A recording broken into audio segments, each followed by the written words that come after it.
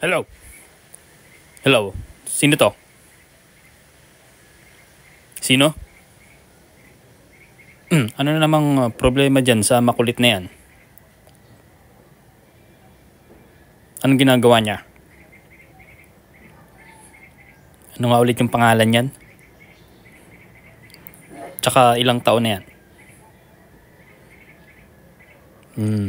Sige, hawak naman namin yung address mo eh. Pupuntahan na lang namin dyan. Itatawag namin kay Kapitan. Tsaka papapuntahan namin ang tanod, okay? Sige. Sabihin mo, huwag na siyang makulit. Papakulong namin siya para magtiniw siya dito, okay? Sige, salamat. Bye.